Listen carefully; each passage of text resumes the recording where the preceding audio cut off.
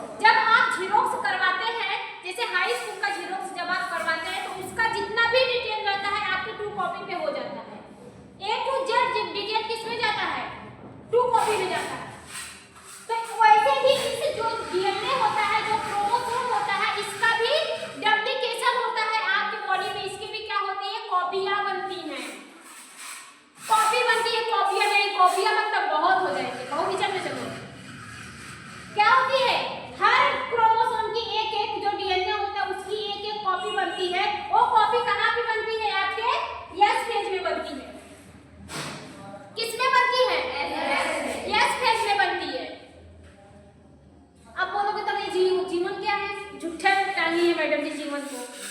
हाँ, अभी हमने क्या बोला, कितनी बात समझ में आई? अब देखो यहाँ पे देखते हैं, ये हमारा एक क्रोमोसोम है, इसमें क्या है, क्रोमैटिड है। क्या है, क्रोमैटिड है। अब ये क्या करेंगे, अपनी एक कॉपी बनाएंगे, एक क्रोमोसोम यहाँ, एक क्रोमोसोम यहाँ, क्या हुई, अपनी कॉपी बनाएंगे। अब यही क्रोमोसोम हमारे दो पार्ट में डिवाइड हो जाएंगे, एक क्रोमोसोम उठ के इसमें आ जाएगा, एक क्रोमोसोम इस उठ के इसमें आ जाएगा। कोई दिक्कत? काजी, उसको काटने से बेटर है उसकी कॉपी बना लो, आधा करने से बेटर है उसकी कॉपी बना लो। कोई दिक्कत? ऐसे ही होता है। इसमें क्या होती है, आपके क्रोमोसोम की कॉपी बनती है। अब क्रोमोसोम क्या होते हैं वही उसको जानते हैं। डीएनए कौन जानता है?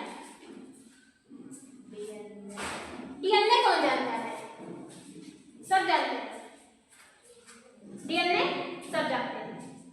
डीएनए में क्या प्रेजेंस रहता है, क्रोमोसोम ऐसा ही रहता है, ढेर सारे धागे में संरचना रहती है, लंबी संरचना रहती है। लेकिन जब इसका कंडेंसेशन होता है, जब ये अपने पास में आते हैं, सटते हैं, तो इसका आकार ऐसे हो जाता है। एनसीईआरटी की बुक में बहुत दिया था, एनसीईआरटी की बुक में बहुत दिया था ये वाला फिगर। ये हमारा क्या है, सिंगल क्रोमोसोम है। क्या है, सिंगल क्रोमोसोम है। और इसके बीचवा में जो ये धागानुमा जो संरचना दिख रही है, इसको हम लोग किस नाम से जानते हैं, क्रोमैटिड।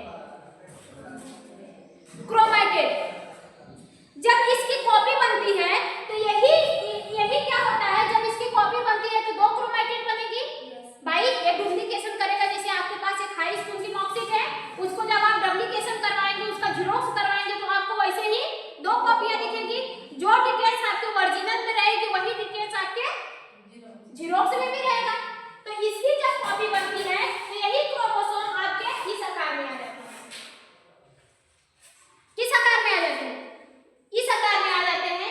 यहाँ पे भी आपकी दो क्रोमैटिड हो जाती है। बटरफ्लाई, आपका क्रोमोसोम भी बटरफ्लाई है। क्या हो गया, इसमें दो क्रोमैटिड दिख रही हैं? दिख रही है कि नहीं आ रही? अब इसी को अलग किया जाता है, इसी को क्या किया जाता है, अलग किया जाता है। लेकिन ये जो अलग होता है ये किसमें होता है, आपके यंग फेज में होता है। इसको अलग करने के लिए जितने भी इक्विपमेंट, जितने भी प्रोटीन्स कंपोनेंट्स की जरूरत होती है, वो किसमें बनता है, आपका इंटरफेज में बनता है। किसमें बनता है, इंटरफेज में। ये जो क्रोमोसोम होता है ये आपके डीएनए में पाया जाता है, इसको डीएनए भी कह सकते हैं। ठीक है, ये क्या करता है, जेनेटिक मटेरियल्स को अपने अंदर इकट्ठा करके रखता है। क्या करता है, जेनेटिक मटेरियल को अपने अंदर इकट्ठा करके रखता है। जैसे अगर मम्मी काली है तो आने वाला बच्चा काला होगा, मम्मी पापा काली है और मम्मी पापा काले काले हैं तो आने वाला बच्चा काला होगा। गलती से गोरा हो गया तो समझ लो उसके पापा दूसरे गोरे वाले को खोजो कहाँ पर है। बात समझ में आ रही है कि नहीं आ रही? ठीक है, अगर बच्चा पैदा होता है, जब बच्चा पैदा होता है, कभी गौर किया वो जो दादी लोग रहती है तुरंत बता देती है, अखिया पापा गया है, नखिया मम्मी पे गई है, ये अरे अरे गोरा है, इसकी मम्मी गोरी है। अगर गलती से एक, जैसे पापा काले हो गए और मम्मी गोरी है, गलती से आने वाला बच्चा काला हो गया तो मम्मी झगड़ा कर लेंगे, अगर आप गोरे होते तो हमारे बच्चा भी गोरा हो गया। लड़के नहीं, हम तो बहुत लड़ते हैं, हमारे पापा सामने है ना गिर जाते हैं, पापा कहाँ कर लिया गोरा होना चाहिए, हम भी गोरे होते सर, क्रीम पाउडर नहीं लगाने की जरूरत पड़ती। देखो क्या नाम है, प्रिया को देख लो, पीछे अंजलि को देख लो, कितनी सुंदर लग रही है, आप लोग भी लेकिन काले लोग सामने हैं, आप लोग काले लोग का थोड़ा सा अलग ही रहता है, गोरे लोग चमकती हैं यार, नेचुरल ब्यूटी रहती है। अब नेचुरल ब्यूटी को क्रीम पाउडर से कंपेयर करेंगे तो नहीं चलेगा ना। इतनी बात समझ में आई? एक जेनेटिक मटेरियल को कंटेन किया रहता है।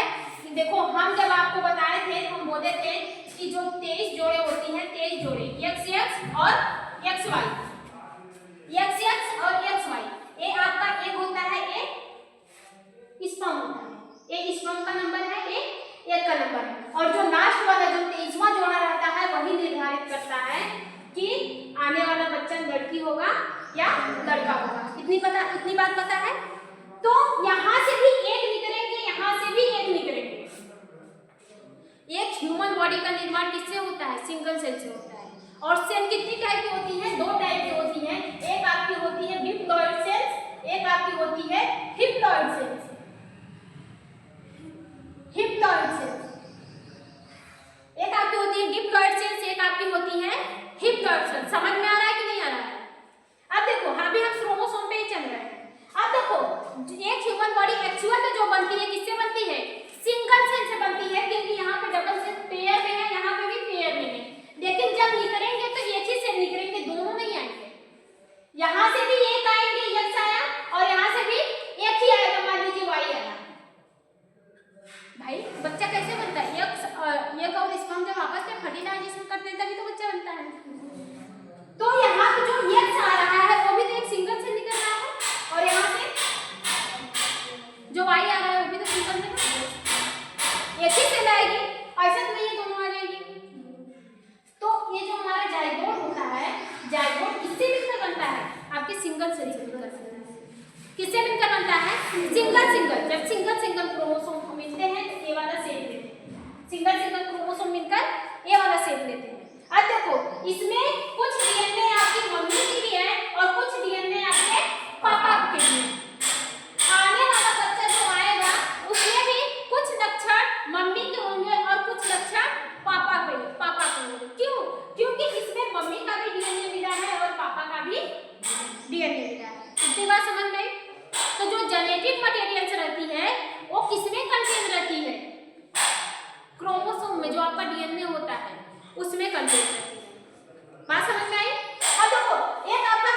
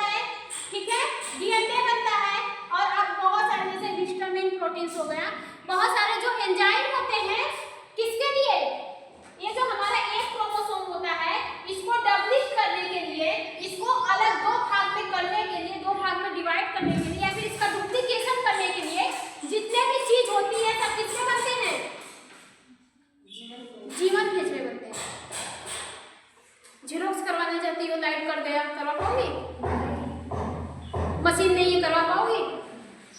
तो ये बॉडी कैसे डिटॉक्स कर देगी? इसके लिए भी तो प्रोटीन चाहिए, एंजाइम चाहिए, ठीक है। बहुत सारी ऐसी चीजें होती हैं जो चाहिए। ये मेटाबॉलिकली एक्टिव होती है, मतलब कि इसमें जितने भी केमिकल रिएक्शन होते हैं बड़ी तेजी से होते हैं। एक सेल्स को डबल करने के लिए भाई इसमें राइबोसोम्स होता है। अब राइबोसोम यहाँ पे डुप्लीकेट हो रहा है, डुप्लीकेशन कर रहा है राइबोसोम, लेकिन अब राइबोसोम क्यों डबल कर रहा है? क्योंकि उसको दो भाग में बंटना है, ठीक है। इसके बाद समझ में आई कि नहीं आई? अब यहाँ पे हमारी सेल ग्रो होती है, अपने संख्या को, अपने नंबर ऑफ संख्या को बढ़ाती है। हर सेल्स के जितने भी ऑर्गन्स होते हैं उसके दोनों कॉपी बन जाती है, मतलब कि वो अपने नंबर ऑफ संख्या को बढ़ा देते हैं। जैसे लाइसोसोम, जो आपका लाइसोसोम होता है, लाइसोसोम इसमें एक है, लेकिन इसमें लाइसोसोम कितने पाए जाएंगे? दो पाए जाएंगे। राइबोसोम इसमें एक है, इसमें राइबोसोम कितने पाए जाएंगे? दो पाए जाएंगे, ठीक है। माइटोकॉन्ड्रिया, एंडोप्लाज्मिक रेटिकुलम और आपका क्या है गोल्गी बॉडी को छोड़ के सेल के जितने भी ऑर्गन होते हैं सब अपने नंबर को बढ़ा लेते हैं। बात समझ में आ रही है कि नहीं आ रही? और यहाँ पे ढेर सारा मेटाबॉलिक रिएक्शन होता है। इसके अलावा प्रोटीन्स, आरएनए और आपका जो डीएनए होते हैं, आरएनए और कुछ और एक हिस्टामिन प्रोटीन्स होती हैं, ये भी बनती है। ये जो प्रोटीन्स होते हैं, जो एंजाइम होते हैं, ये मदद करते हैं जो आपके क्रोमोसोम होते हैं उसको कॉपी करवाने के लिए, ठीक है, उसको कॉपी करवाने के लिए मदद करते हैं। मतलब प्रोटीन और आपके जो एंजाइम होते हैं जो S1 फेज में मदद करते हैं, S1 फेज को करवाने के लिए जो मदद करते हैं, वो कहाँ पे बनते हैं? आपके जीवन में। यहाँ पे आपके क्रोमोसोम है, एक क्रोमोसोम है, यहाँ पे डेवलप हुआ क्रोमोसोम और बहुत सारे न्यूट्रिशंस यहाँ पे हो गए। इतनी बात समझ में आई कि नहीं आई सबको? इतनी बात सबको समझ में आई कि नहीं? ये हमारा छोटा सा है सेल, फिर वो ग्रो किया, वो बढ़ा। अब भाई हम लोग भी हैं, जैसे कैसे बताएं आपको? एक बच्चे को पैदा करने के लिए कितनी उम्र होना चाहिए? 18 से 20 होना चाहिए। हमारी बॉडी ग्रो करती है, हम उस लायक होते हैं, डेवलप होती है, हमारी सेल्स ऑर्गेन्स बनती हैं। वैसे भी हमारी सेल्स होती हैं, उसको भी एक सेल से दो सेल में कन्वर्ट होने के लिए पहले उसको क्या होना पड़ेगा? प्रॉपर तरीके से डेवलप होना पड़ेगा, प्रॉपर तरीके से ग्रो होना पड़ेगा, तब जाके हो पाएगा, वैसे तो होगा नहीं, ठीक है। तो यहाँ पे ये हमारी सेल्स प्रॉपर तरीके से ग्रो होती है, अपने नंबर ऑफ, कुछ सेल के नंबर ऑफ संख्या इसमें बढ़ते हैं और कुछ प्रोटीन्स की भी जरूरत होती है। ये प्रोटीन्स हमारे मदद करते हैं S1 फेज को करवाने के लिए। अब S1 फेज में क्या होता है कि जो हमारा एक क्रोमोसोम होता है, ये अपनी क्या करता है? दो कॉपी बना लेता है। मतलब S1 फेज में हमारा डीएनए रेप्लिकेशन होता है, डीएनए रेप्लिकेशन। डीएनए रेप्लिकेशन का हुआ जी, क्या मतलब? बड़ा बोरिंग समझ रहा है ना? नहीं समझ में आ रहा है? हाँ, क्या हुआ खुशी? क्या हुआ? नहीं समझ में आ रहा है? नहीं आ रहा है? क्या बोरिंग है? डीएनए रेप्लिकेशन घबरा गई? डीएनए रेप्लिकेशन वही प्रोसेस होती है, ये जो हमारी जो सेल होती है, जो हमारे क्रोमोसोम होते हैं, वो जो 2 नंबर में बढ़ते हैं, उसी को क्या बोलते हैं? DNA replication. G2 में खत्म कर देंगे, डोंट वरी। अब देखो डीएनए रेप्लिकेशन हो गया। जब हम आपको सेल पढ़ाए थे तो हम बोले थे कि सेल में हमारे क्या होती हैं? एक सेंट्रोसोम होते हैं। क्या होते हैं? सेंट्रोसोम होते हैं। याद है कि नहीं याद है? बस मैं इधर उड़ा दी बम लगा के। हाँ, सेंट्रोसोम पता है कि नहीं? इंटर की हो? इंटर करके आई हो? हाँ, कर रही हो? बायोलॉजी का पेपर हो गया? कहे? आर्ट साइंस हो? आप? Art science? सब लोग आर्ट साइंस हो? अब समझ में आया कि आर्ट साइंस में क्यों तुम भागते हैं? अब समझ में आया? इंटर वाले बच्चे जो साइंस साइड से पढ़ते हैं उसका क्यों वैल्यू रहता है? ये सब पता ही नहीं तुमको। बात समझ में आ रही है कि नहीं आ रही? बहुत पहाड़ नहीं है, बस आपको समझना है। हम आपको इसलिए बता रहे हैं क्योंकि आप लोग हैं लैब टेक्नीशियन वाले,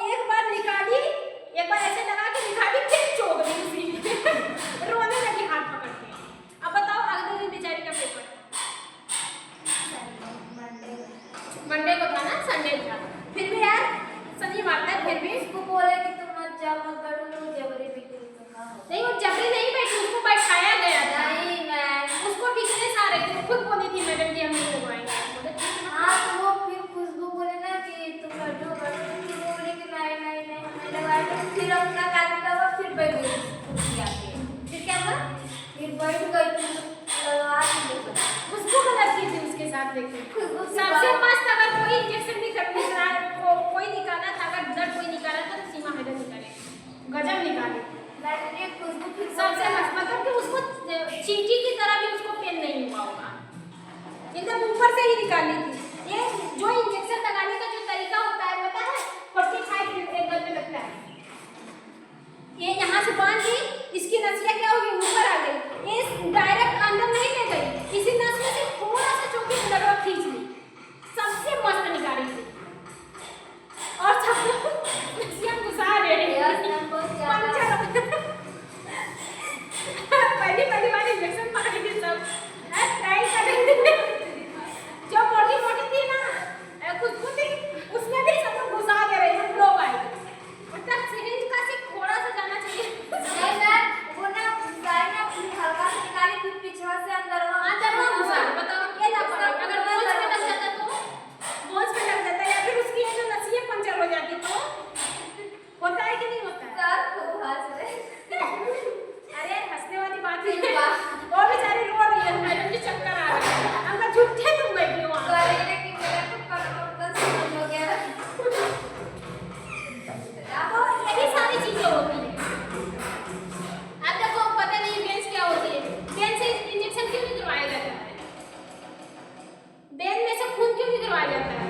नो भाई मसल से निकाल लो, कहाँ है इसी में लगाते हो, इसमें ही लगाते हो, मसल से निकालो ऊपर सा जो है इसमें से निकालो, वेन में क्यों निकालते हो, जो वेंस होती है उसमें से क्यों निकालते हो? मसल से निकालो ना, यहाँ पे देखो चमड़ी है हमारी, निकालो, नहीं निकालोगे, ऐसे नहीं करेगा ब्लड ही, क्योंकि जो आपका ब्लड होता है उसका परिवहन वो किससे बहता है, जैसे एक पानी को बहने की जो नाली होती है ना, नाली से पानी बहता है, तो वैसे हमारे बॉडी में जो ब्लड बहते हैं वो इसी वेन से बहते हैं, इसीलिए आप आसानी से वेन से निकाल लेते हैं। इससे किसी को देखे हो ब्लड को इससे निकलता है? नहीं निकलता, पहले नहीं करेगा ब्लड में जो जब यहाँ से नहीं निकलेगा तो यहाँ पर तो घाव मतलब चोट लग जाता है, लगता है आपको नहीं समझे। हम एक बार पढ़ाई में ना कोई आया था तो बोला था कि मैं जब हाथ कटता है तो इंसान की मौत नहीं होती है, जब नस कटता है तो इंसान की मौत हो जाती है। क्यों? जब हाथ कटता है तब इंसान की मौत नहीं होती है। भाई हाथ में भी चोट लगती है तब तो इंसान नहीं मरता है, लेकिन जब नस कट जाती है तो इंसान खत्म हो जाता है। क्यों? हम बहुत अच्छे से एक्सप्लेन किए थे। क्यों? क्योंकि हमारा जो ब्लड होता है दो टाइप का होता है, एक ऑक्सीडेटिव होता है, एक मतलब एक शुद्ध होता है, एक अशुद्ध होता है। बताया था कि नहीं? तो हमारे किस में बहते हैं? नस में ही बहते हैं। अगर उसी को दटा के काटोगी तो आपका कौन सा वेंस कटेगा? भाई दो में बातें हैं ना, एक आपकी होती है आर्टरीज, एक आपकी होती है वेंस। जो आर्टरीज होती है वो अशुद्ध ब्लड को नहीं, वो शुद्ध ब्लड को कैरी करती है, जो वेंस होती है वो अशुद्ध ब्लड को कैरी करती है। जो वेंस होती है उसमें जो ब्लड बहते हैं वो नीला होता है, जो शुद्ध होता है उसमें जो ब्लड बहते हैं वो प्रॉपर तरीके से रेड होता है। यहाँ पे देखो ना, ये हमारे जो दिख रही है इसमें हमारे अशुद्ध ब्लड है। इसमें अशुद्ध ब्लड मतलब कि इसमें सिर्फ ऑक्सीजन नहीं रहेगा। क्या नहीं रहेगा? ऑक्सीजन नहीं रहेगा और सारे बहुत सारे कंपोनेंट्स इसमें मौजूद होते हैं। ठीक है, तो अगर आप ये ऊपर वाले को काटेंगे ना तो यहाँ से इंसान की मौत नहीं होती है। जो काटे उसको थोड़ा दाब के काटो तो हालत खराब। वही वेंस हमारे यहाँ पे भी पाई जाती है, यहाँ पे मोटी पाई जाती है। आयोटा डायरेक्टली किससे जुड़ी होती है? हर से। बकरे को काटते हुए देखे हो कभी? मुर्गी को काटते हुए देखे हो? मुर्गी जब करती है गला ही काटती है, तो हमारी जो हार्ट से डायरेक्टली जो नस निकली होती है मोटी सी होती है, आयोटा, वो यहीं पे होती है। इसी से क्या होते हैं, हर वेंस के पास ब्लड की सप्लाई होती है, काट देते हैं सब इसी को।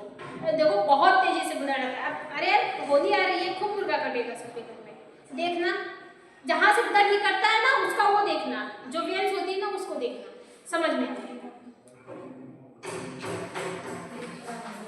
प्रॉपर तरीके से हमारे ब्लड में तो होते हैं, लेकिन प्रॉपर तरीके से पतली पतली वेंस होती है जहाँ पे ब्लड का परिवहन पूरी नहीं हो पाता है, मतलब एक लिमिटेड अनुसार ही होता है।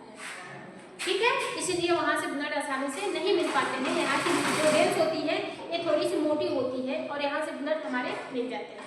जैसे मेन एक नहर है, एक आपकी नहर है।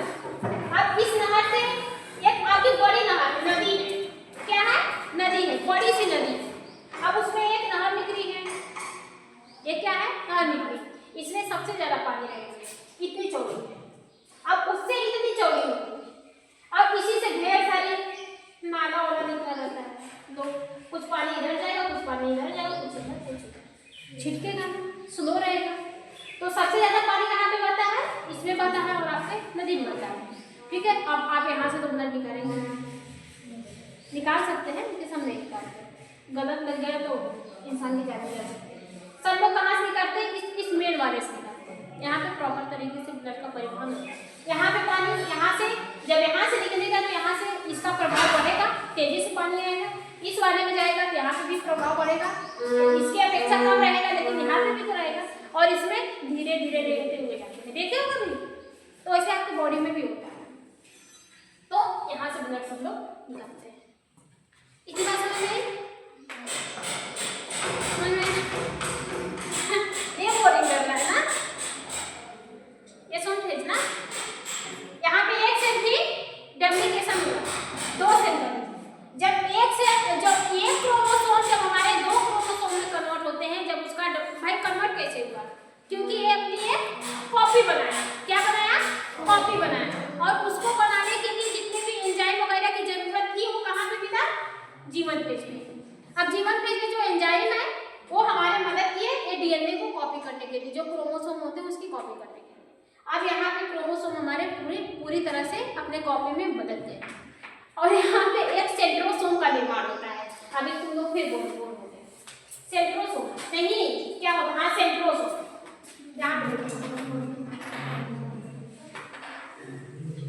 सेंट्रोसोम बोलोगे? बस जीवन पेज भी छोड़ देंगे, जीवन आधा छोड़ेंगे ना, नहीं समझ पाओगे। 15 मिनट और दो, इससे ज्यादा नहीं। कल हम फिर रिवीजन करेंगे। देखो ये जो क्रोमोसोम होते हैं ना, ये ऐसे होते हैं, ऐसे होते हैं, एक दूसरे के परपेंडिकुलर होते हैं। ये सिलिंड्रिकल शेप का होता है, क्रोमोसोम का आकार लगा रहा है, नहीं सॉरी सेंट्रोसोम का, ये सेंट्रोसोम का। ये सेंट्रोसोम ऐसे होते हैं, एक दूसरे के परपेंडिकुलर होते हैं और इसके बीच में क्या बना रहता है? ऐसे वाटर होता है या फिर कुछ न्यूड होता है। ठीक है, न्यूड होता है जो एक दूसरे को आपस में सटा के रखने का काम करते हैं। ये पूरा स्ट्रक्चर किसका है?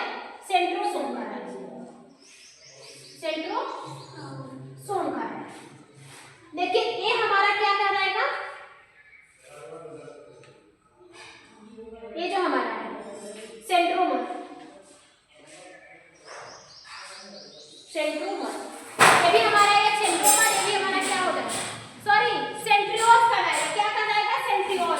ये जो सिलिंड्रिकल शेप का जो आपका दिख रहा है, दो सिलिंड्रिकल शेप, देखो क्रोमोसोम में 2 सिलिंड्रिकल शेप होते हैं, 2 सिलिंड्रिकल शेप होते हैं जो एक दूसरे के परपेंडिकुलर अटैच होते हैं, एक दूसरे के परपेंडिकुलर अटैच होते हैं। और इसी जो दोनों है, इसी को किस नाम से जाना जाता है? Centriole, centriole. ठीक है, किस नाम से जाना जाता है? सेंट्रियोल। और इसी सेंट्रियोल से निकले होते कुछ धागेनुमा संरचना निकली होती है। क्या निकली होती है? धागेनुमा संरचना निकली होती है।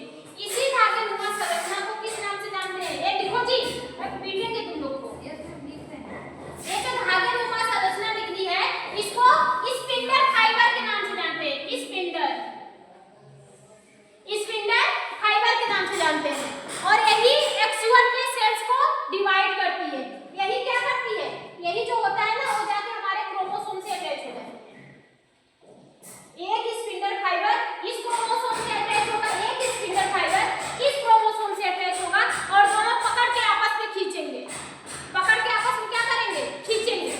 जब इनको खींचेंगे तो बीच से टूटेगा, बीच से क्या होगा? टूटेगा। तो ये क्रोमोसोम अलग होंगे, मतलब सिस्टर ऑफ क्रोमैटिड यहाँ पे अलग हो जाती है।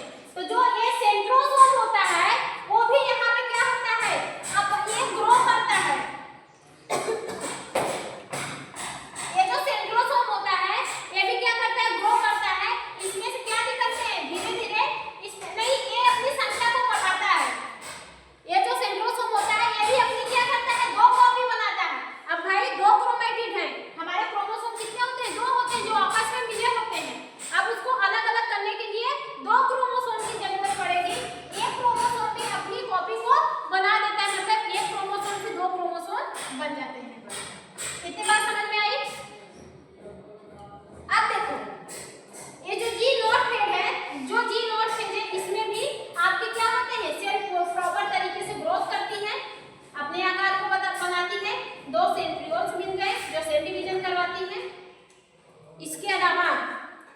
Golgi body, endoplasmic reticulum, mitochondria जो आपके जीवन फेज में नहीं बन पाए थे वो कहाँ पे बनते हैं? G2 फेज में बनते हैं। किस में बनते हैं? G2 फेज में बनते हैं।